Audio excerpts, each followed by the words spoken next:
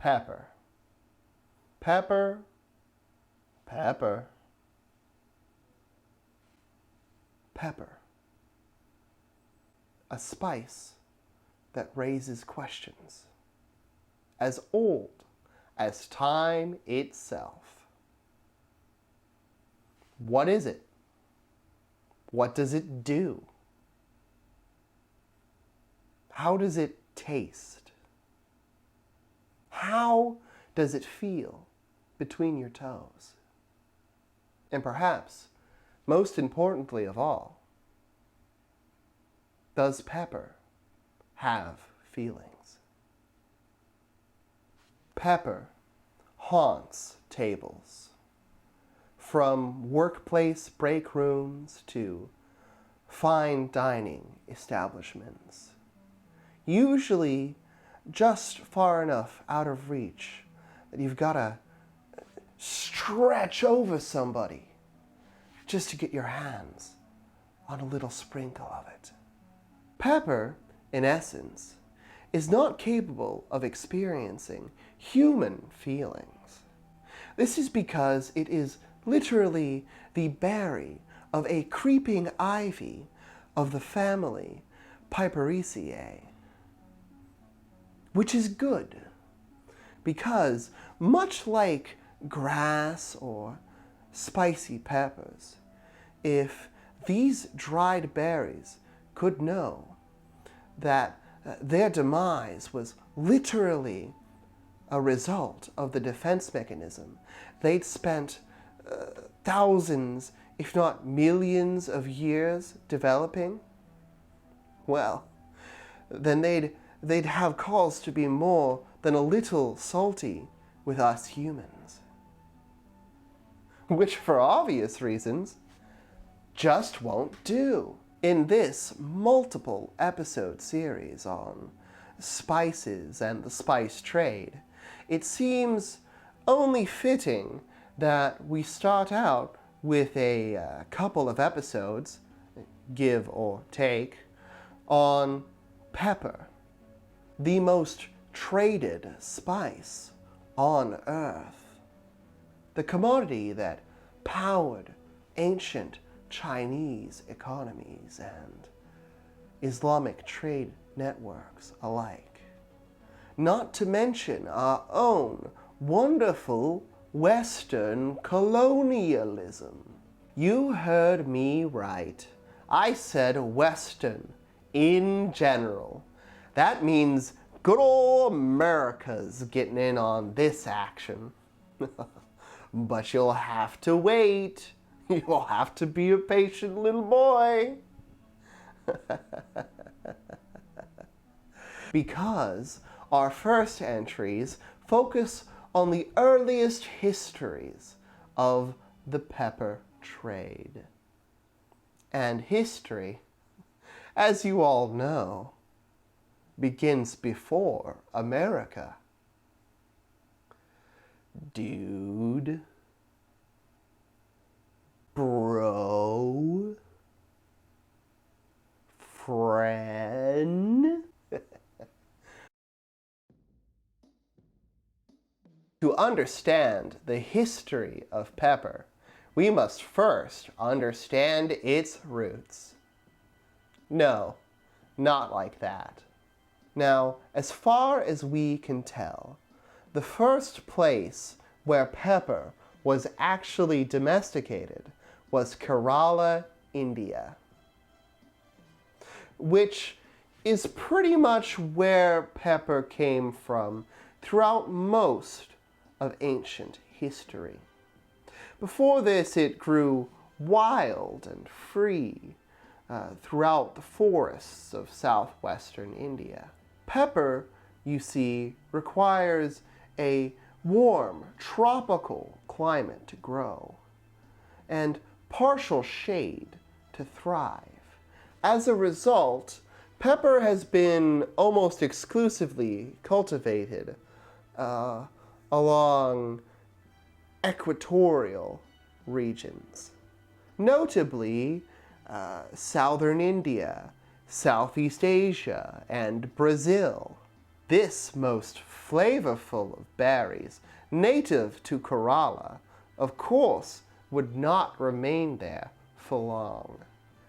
The spice trade, you see, would spread its peppery wealth to ports ranging from southern Africa to the Arabian Peninsula in no time at all. However, these ports deserve their own dedicated focus.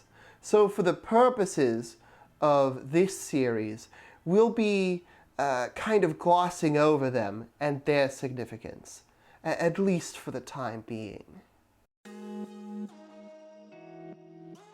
Ancient Greece highly valued its pepper, both for medicinal use and for seasoning food. Who would have guessed? But Rome,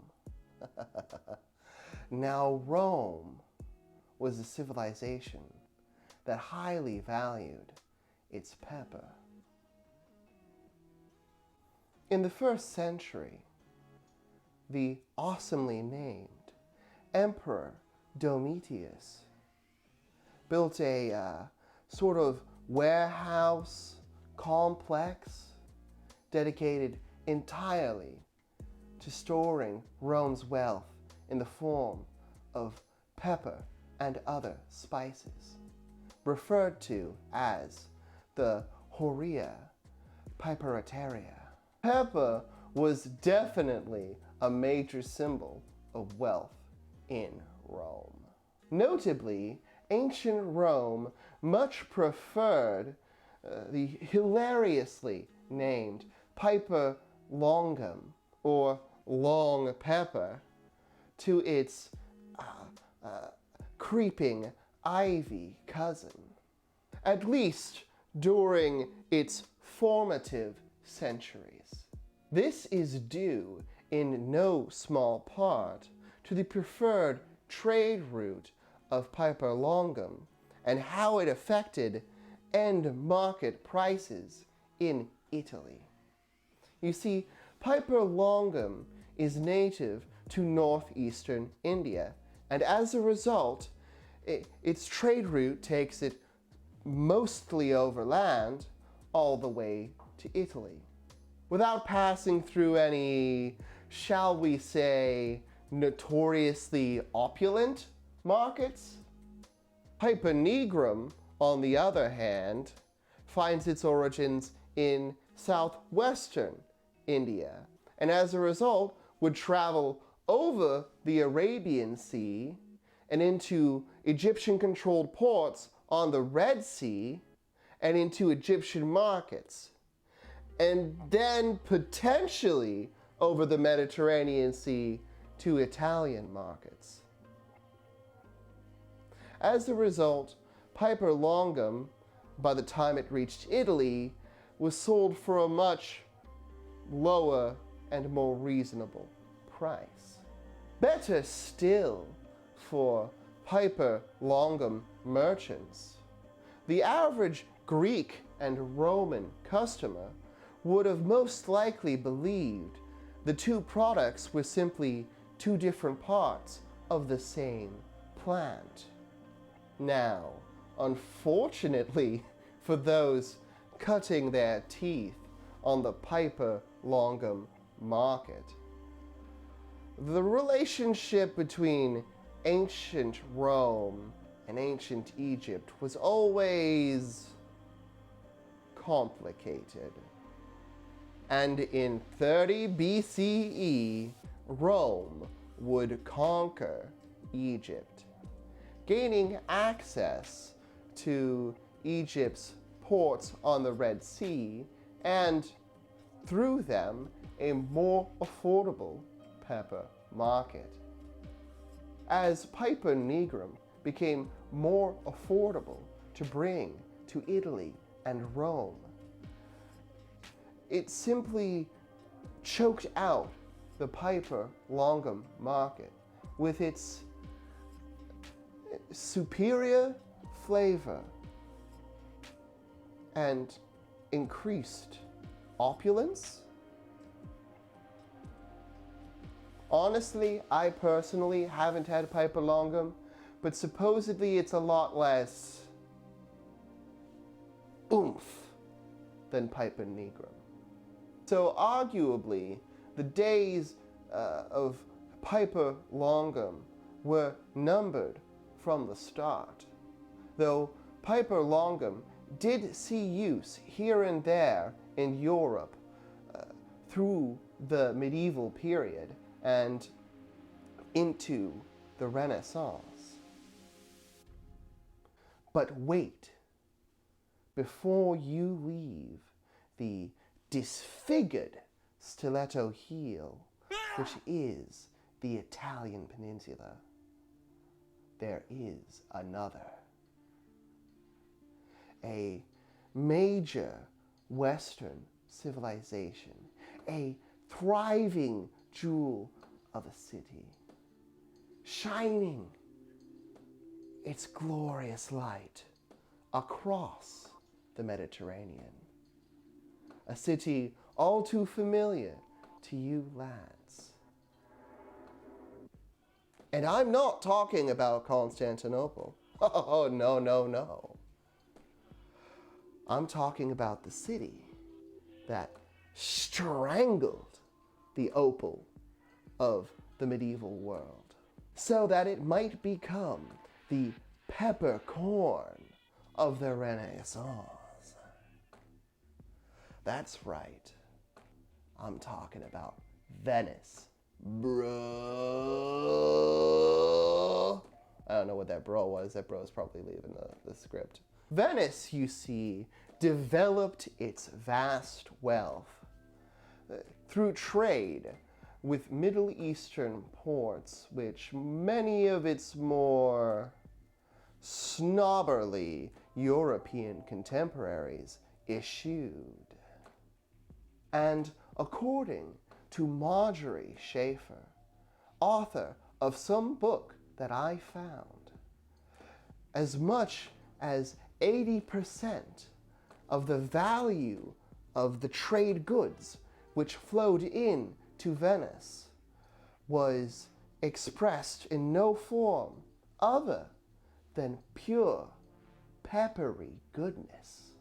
And now that we're getting more towards the age of exploration and all of its ugly exploitation, we might as well explore another fun factoid from Pepper, A History of the World's Most Influential Spice by Marjorie Schaefer.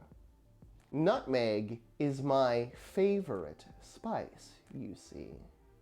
And while the many arguments for the primacy of pepper make me bristle, I must admit, they've got a point.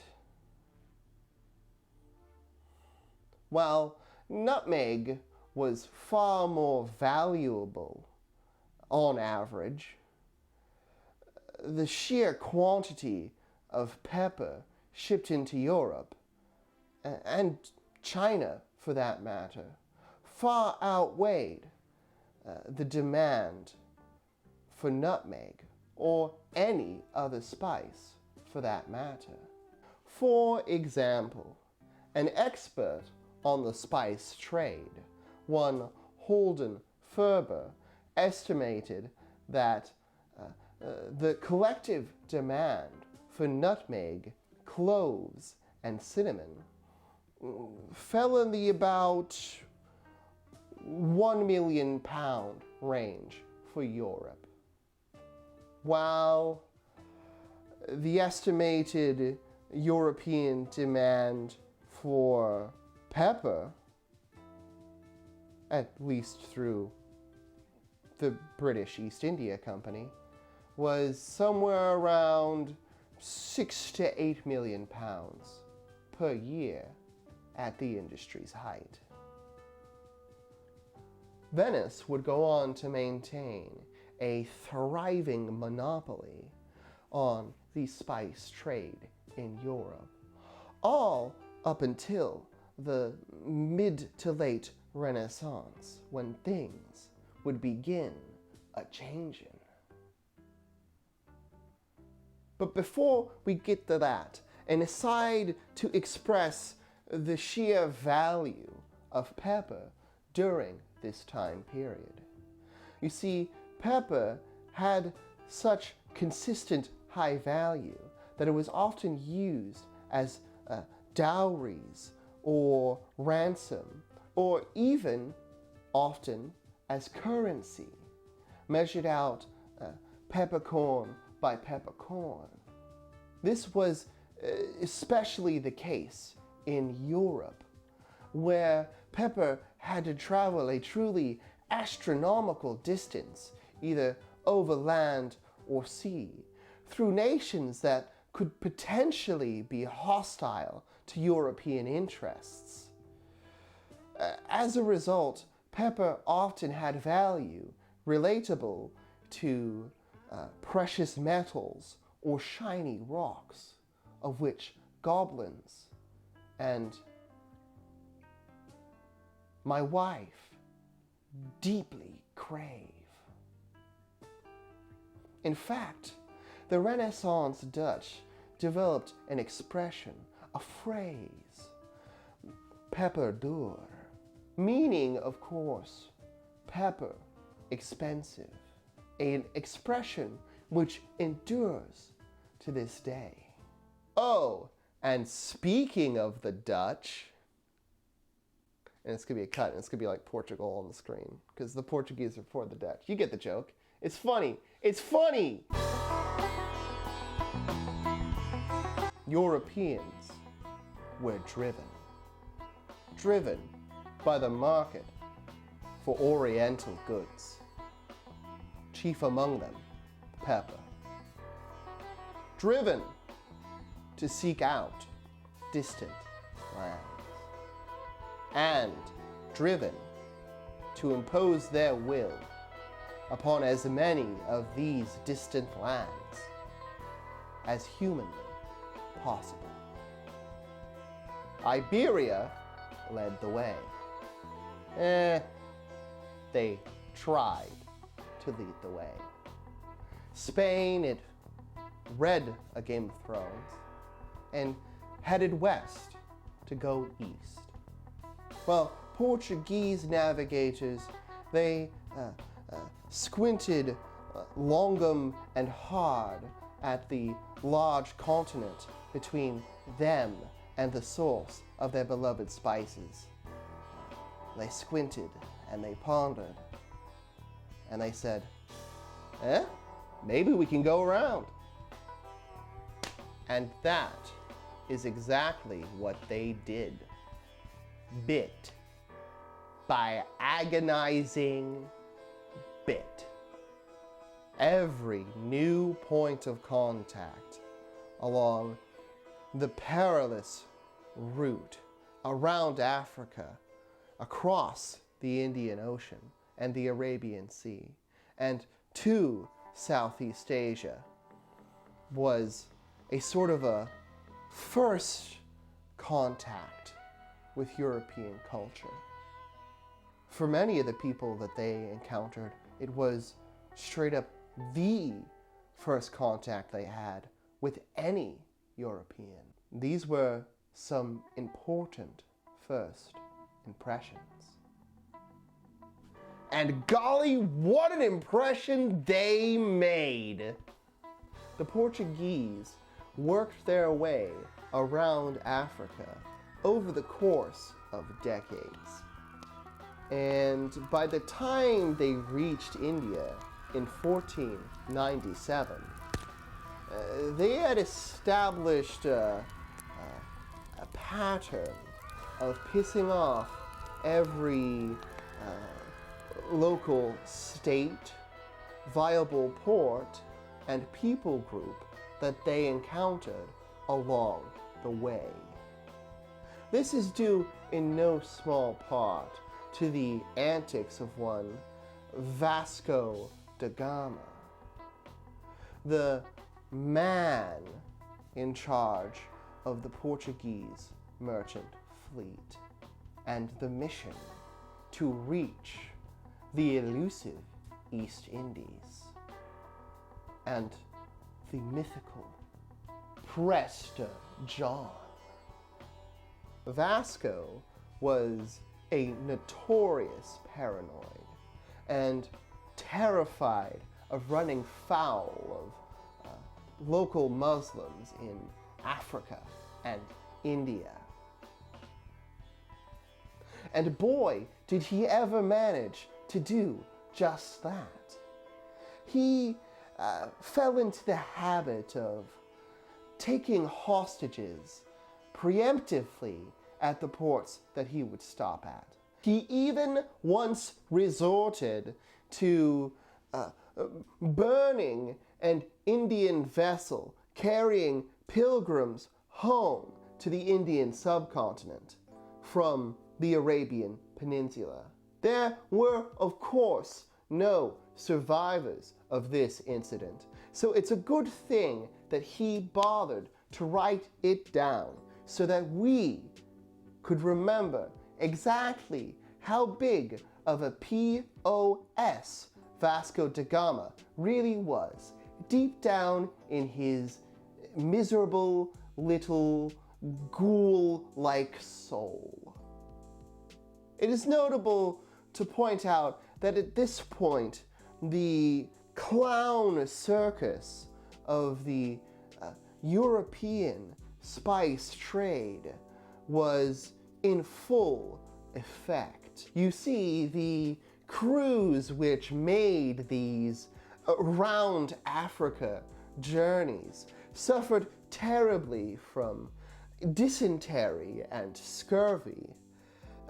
And as a result, these journeys often had a roughly 2/3 mortality rate. That's 2/3 of the people making the journey simply not making the journey back. And while it's important to note that the men who made these journeys were paid incredibly handsomely for their work, you can't collect a paycheck if you're dead of dysentery. As a result, Portugal and later the other European powers would often crew these fleets with debtors and convicts. In fact, the first European of this era to make contact with India was a nameless convict, sent ashore ahead of the others, because Vasco da Gama was too scared to go ashore himself.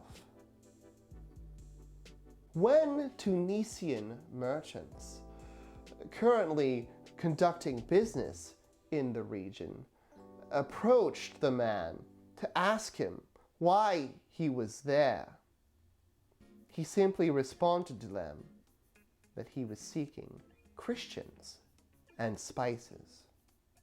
Basically, they were looking for a viable port and hoped to find the mythic and aforementioned Prester John, a fabled Christian king of India.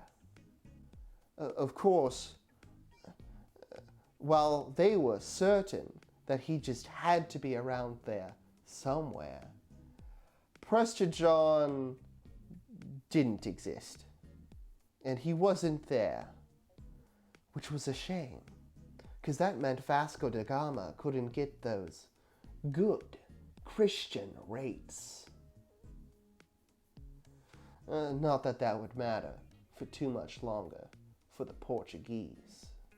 Portugal would go on to spread its glorious legacy of tolerance to distant Southeast Asia. And first, of course, it annexed the port of Malacca in 1511. And by annexed, I mean brutally conquered, with its Muslim population either put to the sword or sold into slavery.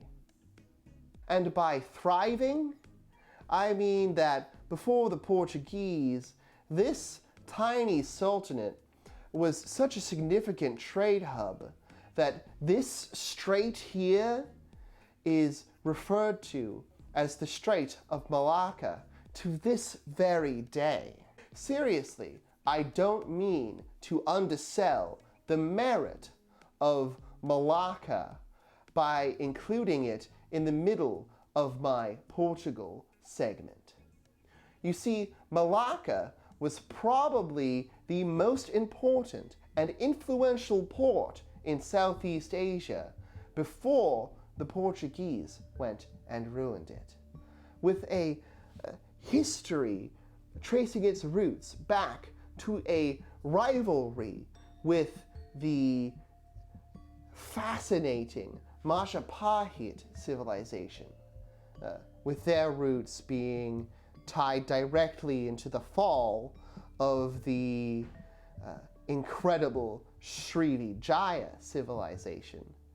It was also one of those port cities surrounded almost entirely by dense, impassable wilderness, with pepper and spices being grown further inland and shipped to the port via turbulent, winding rivers. This was much the case for many port cities and coastal regions of Southeast Asia at the time. And unfortunately for the Portuguese, this made their control over this prominent trade port less valuable than they initially hoped it would be, as they never really conquered the rest of the Iberian Peninsula with its other viable pepper ports and places where pepper was actually produced. It is an unfortunate fact that Southeast Asia at the time was simply filled with similar city-states, which would go on to have a similar relationship with Portugal and European powers in general. But perhaps fortunately for those living in the interior of the Malay Peninsula, Java, and Sumatra at the time, the European colonists, much like the Srivijayan civilization of old, rarely focused on anything other than viable pepper ports and their control, leaving many more isolated regions of Indonesia relatively untouched by, shall we say, the European sense of atrocity. But more on this phenomenon in future episodes. Well, the Portuguese would spread their influence and control to the Moluccas Islands, effectively positioning themselves to control the flow of all shipping through the Banda Sea and effectively controlling the flow of all shipping through the region. They would ultimately be surpassed by other European powers. European powers who didn't choose to merge with a nation in 1580 that had gone to war with the Dutch in 1568.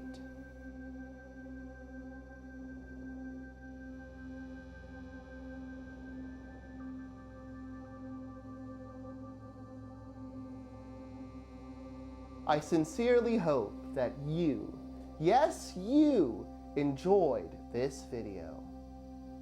If you did, I hope that you would consider leaving a like and a subscribe. Perhaps ring-a-ding that jingling bell that they keep telling me about, so that you hear when the next part of this series goes live in a few weeks. In the meantime, why don't you check out one of my other videos? Or don't. I'm not your mom. I don't control you like a marionette on puppet strings. Yes, I'm looking at you, Daniel. Why don't you get out of your mother's shadow? Come out from under your mother's thumb, Daniel. Come out of your mother's thumb and head on over to my Patreon. Make a donation. $3 is all it takes to give you full rights to suggest one of the future videos. Yes, you may communicate directly with me, the artist behind such classics as Gods with Rods, The Blind Roast of 2021, and anyway, I hope you all have a fantastic day, and feel free to check out the sources in the description or go check out one of my other videos if you could find them. Stay safe out there. Okay.